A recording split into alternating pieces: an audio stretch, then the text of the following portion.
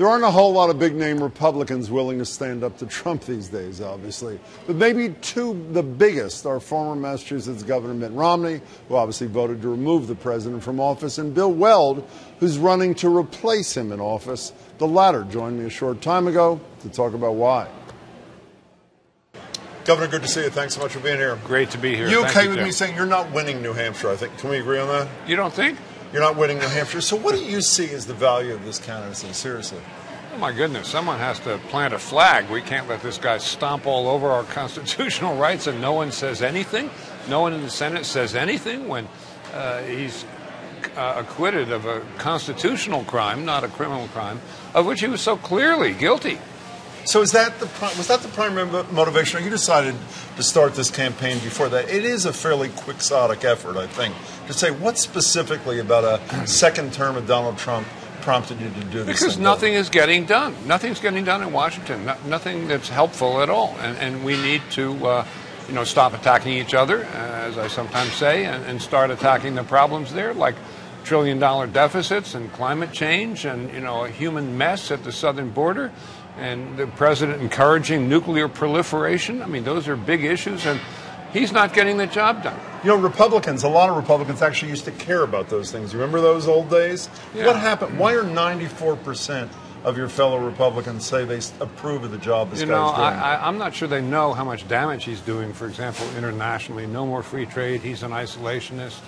But beyond that, there are garden variety issues that he's on the opposite side of from the way the party used to be.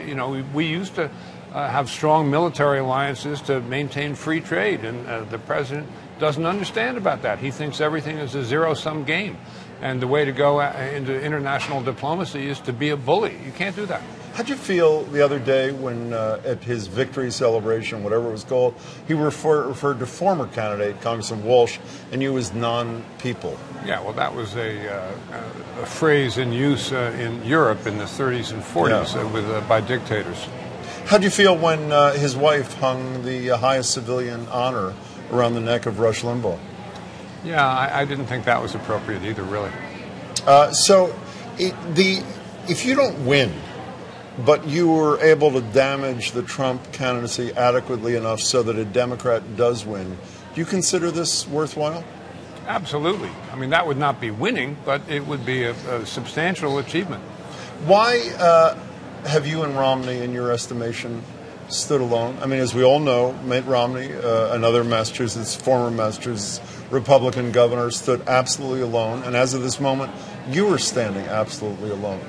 Why? Yeah, I think I'm at a loss to understand how those Republicans in the Senate voted to acquit the president and didn't want to hear any evidence. That's never happened before in recorded history. And I worked on the Nixon impeachment, and I've read every page of the transcript of every impeachment hearing. It's never happened before.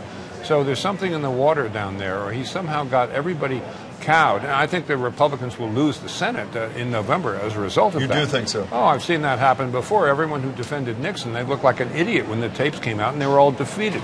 So is there any consolation for you that when I walk around the city, some people say Weld's going to heaven because of this? Is that consolation? No, I think I want something less ethereal than that. Governor Weld, it's good to see you. Thank you, Jim. Thanks so much for your time. Really appreciate it.